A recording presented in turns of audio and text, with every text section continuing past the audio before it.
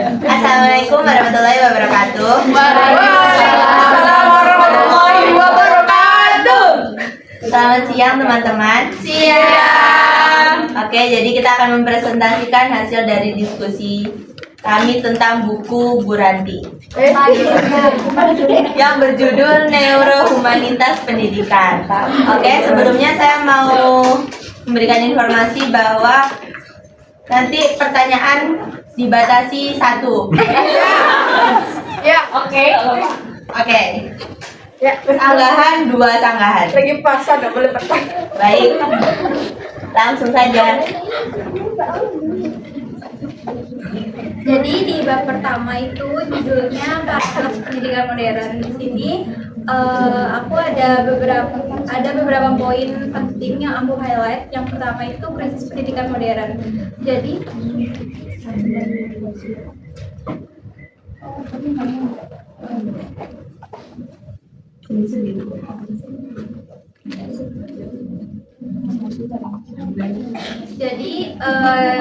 di buku ini tuh membahas tentang krisis pendidikan modern, yang mana pendidikan itu terlalu memuja kognisi dan logika. Jadi aspek afektif dan spiritualnya itu tuh sering diabaikan, yang mana jadinya lebih mementingkan otak daripada hati.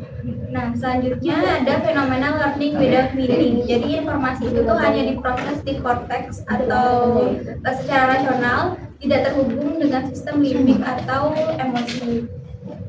Kayak yang tadi, otak tuh lebih besar, lebih dipentingin daripada hati. Terus juga pengetahuan tuh menjadi dingin dan mudah hilang di memori murid-murid. Terus belajar juga kehilangan makna dan nilai kemanusiaan. Selanjutnya, nah ini juga berdampak pada sistem orientasi hasil. Jadi tekanan administratif pada guru dan murid itu lebih besar, yang mana jadi baik guru maupun murid itu tuh lebih sering kelelahan mental atau burnout. Terus juga hilangnya kegembiraan dalam belajar, jadi fokusnya itu pada nilainya bukan prosesnya. Terus harapan melalui pendidikan inklusif sendiri, jadi memunculkan stigma baru, yang mana anak berkebutuhan khusus itu mengajarkan makna belajar sejati. Jadi dari anak berkebutuhan khusus ini, belajar itu tuh bukan perlombaan kecepatan. Jadi masing-masing itu punya jalannya, stepnya sendiri untuk belajar. Terus juga pendidikan tuh sebagai perjalanan menuju kesadaran. Selanjutnya, perspektif neuroscience. Jadi dari neuroscience ini membuktikan bahwa otak berkembang optimal dalam konteks hubungan yang penuh kasih dan kepercayaan, di mana rasa aman dan cinta adalah syarat biologis mutlak sebelum instruksi akademik dapat diterima dengan baik. Selanjutnya di bab 2 dari humanisme ke neurohumanitas. Di sini juga ada beberapa poin. Yang pertama itu empati dan kasih sayang itu tuh ternyata terbukti ilmiah. Nilai moral itu memiliki dasar biologis dan juga tertanam dalam struktur saraf manusia. Nah, yang berintegrasi pada otak, hati, dan jiwa. Jadi manusia itu tuh nggak bisa dipisah antara logika dan emosinya. Pendidikan itu harus memandang manusia secara utuh untuk menghasilkan keseimbangan rasional, emosional, dan spiritual sendiri. Nah, yang mana dari integritas tersebut mewujudkan model Cana ini. Cana itu aware, yang mana menghadirkan kesadaran dan atensi, connect membangun empati dan relasi, reflect yaitu proses refleksi makna, transform perubahan diri dan pertumbuhan. Untuk lebih lanjutnya ada dibahas di bab selanjutnya. Selanjutnya itu ada realitas pendidikan Indonesia. Jadi implementasi konsep ini tuh sangat krusial dalam konteks pendidikan di Indonesia yang selama ini terbebani oleh budaya hasil tanpa proses dan fragmentasi sistem. Jadi meskipun menghadapi tantangan era digital, Indonesia memiliki fondasi spiritual dan kearifan lokal yang kuat, kaya prinsipnya menuntun kodrat dari Ki Hajar Dewantara, dan juga serta falsafah ngerti, rasa, ngelakoni yang sangat sejalan dengan prinsip neurohumanitas. Oke, lanjut ke hakikat manusia dalam perspektif neurohumanistik. Nah, di sini dalam neurohumanitas pendidikan, manusia dipahami bukan sebagai makhluk yang terpisah antara akal, hati, dan tubuh, melainkan sebagai sistem kesadaran yang utuh dan dinamis di mana head, heart, dan hand saling berkaitan. Nah, di sini heart. Melalui akal, manusia belajar meneliti dan memahami hukum-hukum kehidupan. Habis itu setelah heart, penelitian ini menunjukkan bahwa irama jantung yang stabil dan harmonis mempengaruhi aktivitas gelombang otak yang menumbuhkan perasaan tenang, empatik, dan terbuka terhadap pembelajaran. Nah, di sini hand, yaitu tindakan. Nah, di tindakan ini adalah bukti kesadaran yang hidup. Hand memahami, heart merasakan, tetapi hand yang mewujudkan. Dalam ketiga itu harmoni head dan hand dalam pendidikan di ruang kelas. Keseimbangan itu tampak ketika guru tidak hanya menilai jawaban benar dan salah, tetapi juga proses berpikir, sikap, dan empati murid. Bab 4 ini neuroscience dan dinamika otak pembelajar. Nah, di sini istilah neuroplastisi berasal dari kata neuron atau sel saraf dan plastisitas atau kelenturan. Menurut Norman ini, bukunya The Brain That Changed Itself, otak memiliki kemampuan untuk membentuk ulang koneksi simpatik berdasarkan pengalaman, latihan, dan makna emosional yang menyertainya. Nah, di sini belajar sebagai proses biologis dan spiritual. Ketika anak memahami sesuatu yang bermakna, yang berubah bukan hanya pikiran, namun otaknya pun mengalami transformasi nyata. Di sini otak belajar melalui dua prinsip utama, yaitu pengulangan bermakna dan emosi positif.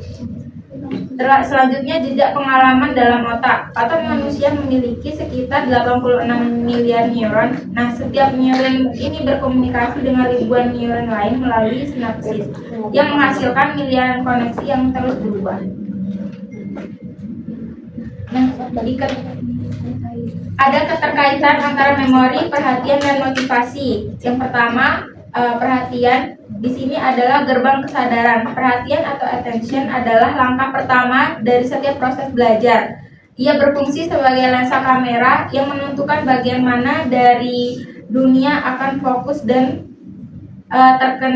terekam dalam memori. Nah, setelah perhatian masuk ke memori. Di sini jejak yang dihidupkan ulang. Setelah perhatian membuka pintu, memori menyimpannya. Namun memori ini bukan arsip yang pasif. Ia adalah sistem yang hidup, dinamis, dan berubah setiap kali kita mengingat sesuatu. Nah, terakhir itu motivasi. Di sini yang dimaksud energi untuk belajar. Motivasi adalah bahan bakar dari seluruh sistem belajar. Ia berasal dari kata Latin "movi", yaitu menggerakkan. Nah, dari interaksi tiga dimensi ini, yaitu fokus, makna, energi, atau perhatian, memori, dan motivasi, bekerja seperti tiga lingkaran yang saling bertautan. Yaitu pertama, perhatian memberi arah, memori memberi kedalaman, motivasi memberi energi. Apabila salah satu dari tiga dimensi ini lemah, maka sistem pembelajaran menjadi tidak seimbang. Nah.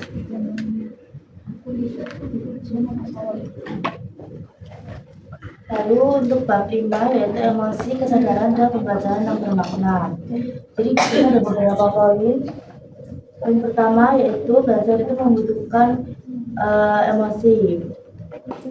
Dengan pembelajaran tidak pernah netral, emosi melalui sistem limbik memberi makna pada setiap pengalaman belajar.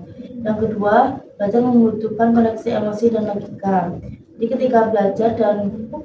ketika belajar itu menjadi optimal ketika sistem limbik dan korteks itu bekerja secara selaras.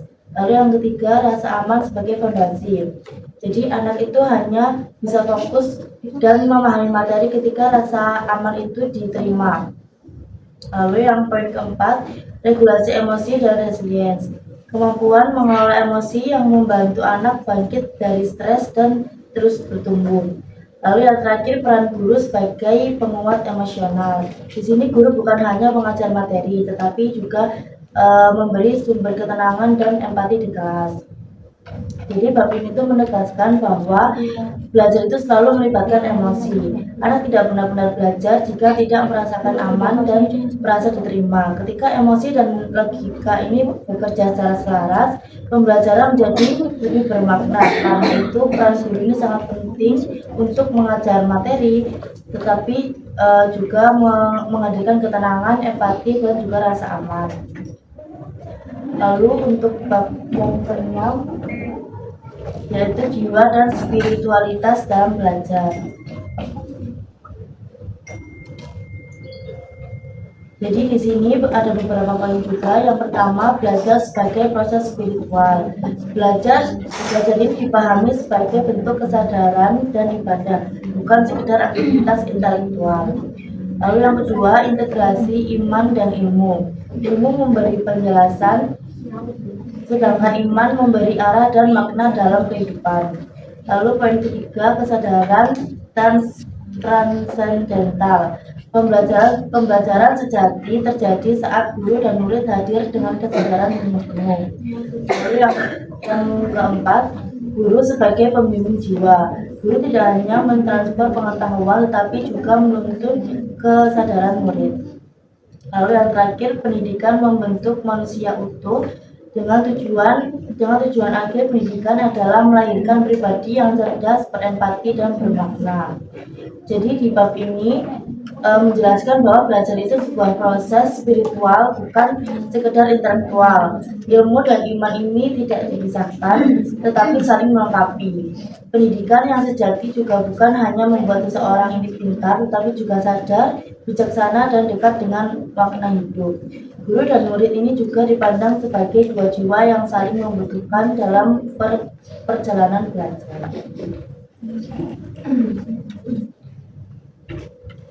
Baik, untuk bab selanjutnya yaitu bab 7. Bisa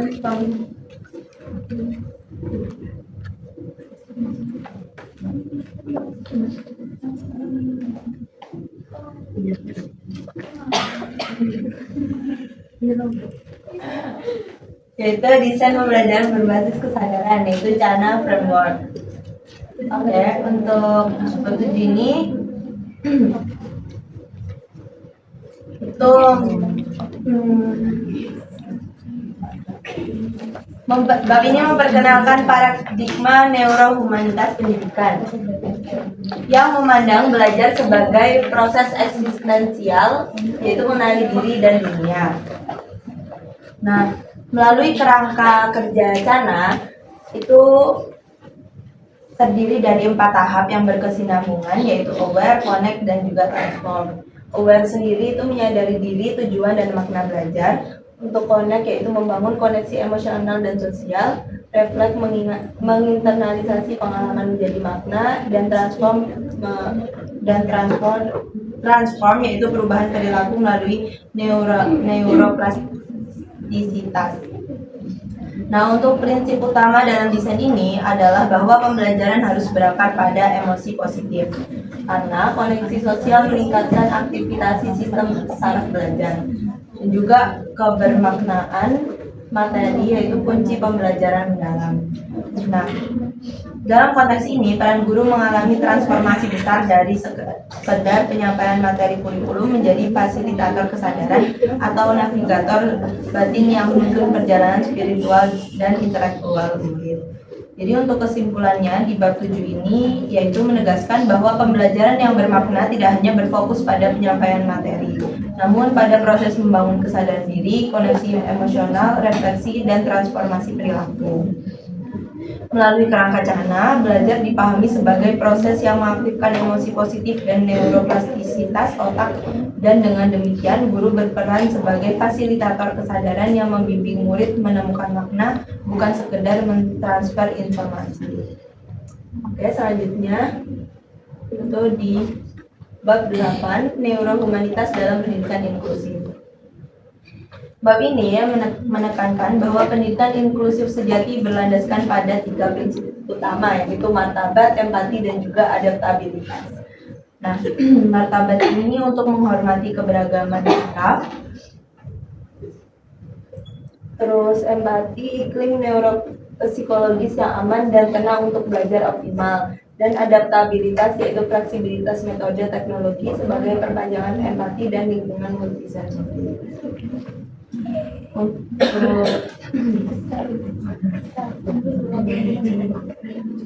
Untuk menghormati prinsip martabat. Oke, untuk neurodiversity ini menghormati keberagaman saraf setiap anak. Perbedaan bukan hambatan, tetapi namun juga bagian dari keunikan manusia. Nah, untuk implementasi nyatanya yaitu praktik di Rainbow Children Center dan juga ekosistem inklusif yang dibangun atas rasa aman, cinta, dan juga kebermaknaan. Nah, untuk esensi pendidikan inklusifnya yaitu bukan sekedar transfer ilmu, namun juga proses penyembuhan dan kemanusiaan bagi semua anak. Ya, untuk kesimpulannya dari bab ini adalah bahwa pendidikan inklusif harus dibangun atas dasar martabat, empati, dan adaptabilitas untuk menghargai keberagaman setiap anak. Pendekatan neurohumanitas memastikan bahwa setiap murid, termasuk yang memiliki kebutuhan khusus, mendapatkan lingkungan belajar yang aman, penuh cinta, dan bermakna. Fleksibilitas metode, dukungan teknologi, dan suasana emosional yang positif menjadi kunci agar semua anak dapat berkembang secara optimal.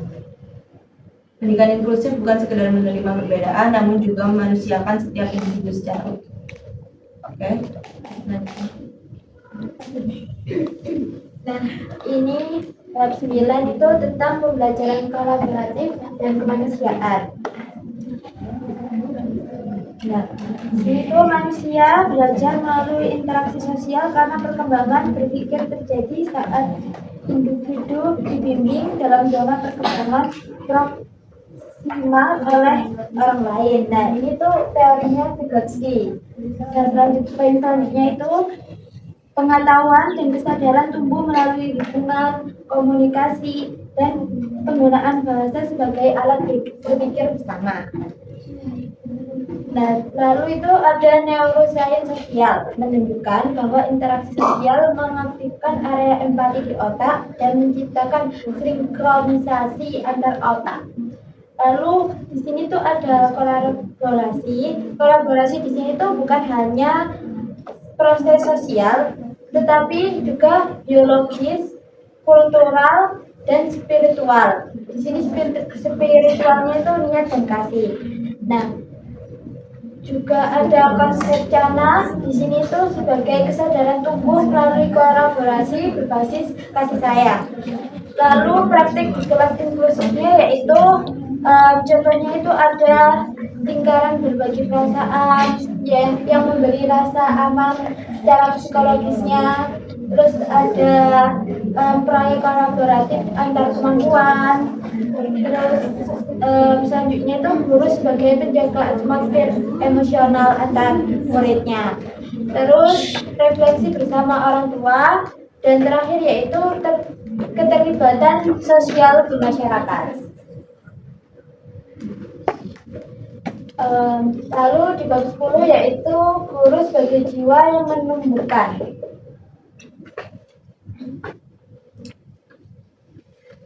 Nah, guru yang sejati itu adalah pendidik yang hadir sepenuhnya dan mendengarkan siswa dengan kesadaran serta perhatian yang utuh. Di sini juga ada kecerdasan empatik, mencakup yang pertama yaitu empati kognitif, memahami pikiran. Terus ada empati emosional, yaitu merasakan perasaan. Terus yang terakhir yaitu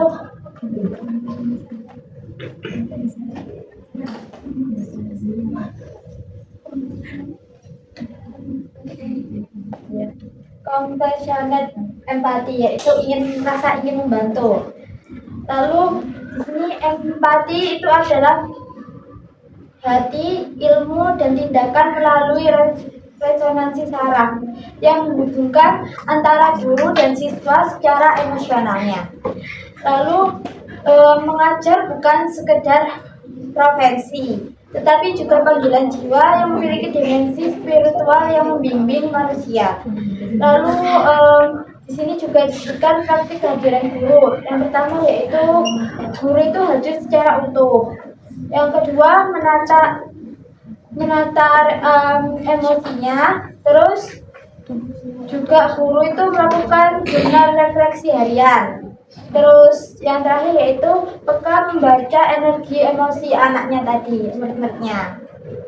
Nah, kehadiran guru itu menjadi bentuk cinta yang membangun rasa aman dan fondasi belajar anak.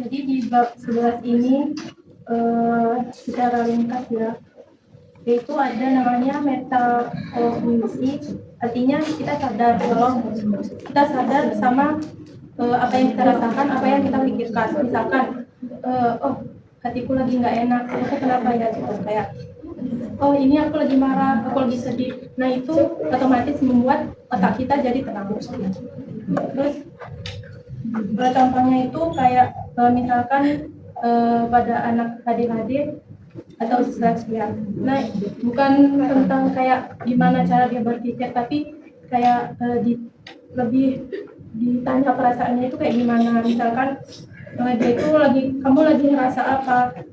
Terus si anak ini ngejawab, aku lagi kesel, terus aku kayak takut capek, terus takut salah. Nah itu bisa membuat otak anak ADHD atau disleksia itu jadi lebih tenang. Tuh.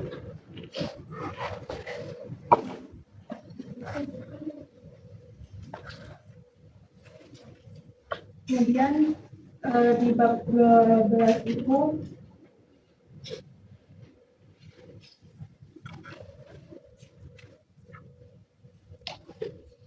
bab ini tuh mengkritik paradigma hasil oriented yang menimbulkan kecemasan mendorong pergeseran ke proses oriented learning.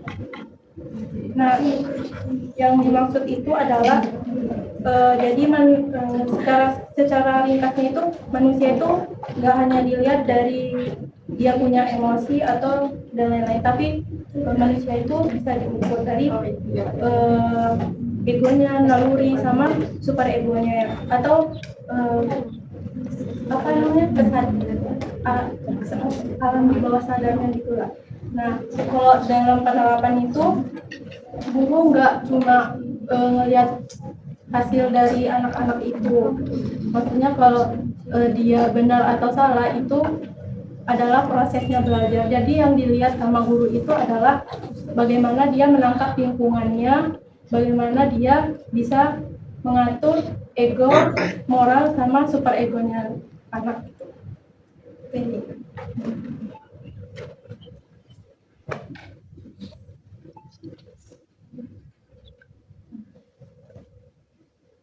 Bab 13 ini dengan subbab dari kesadaran diri ke kesadaran kolektif. Dari semua poin yang saya cantumkan dapat disimpulkan bahwa kesadaran sejati bukanlah perjalanan egois untuk diri sendiri, melainkan jembatan untuk memulihkan kemanusiaan secara kolektif. Penulis ini menekankan bahwa kita secara biologis dirancang untuk saling terhubung, sehingga perubahan besar dalam masyarakat tidak dimulai dari perbaikan sistem yang kaku, melainkan dari resonansi batin antar individu. Kesadaran ini bersifat menular, yang hanya bisa tumbuh subur ketika di rumah sebagai orang tua dan di sekolah sebagai guru itu berhenti berjalan sendiri-sendiri dan mulai berkolaborasi sebagai ekosistem yang utuh. Lebih jauh lagi, pesan ini menawarkan visi tentang masyarakat yang sadar dengan eco-awareness society, di mana keberhasilan tidak lagi diukur dari siapa yang paling unggul secara kompetisi, melainkan siapa yang mampu memahami dan mengasihi. Next.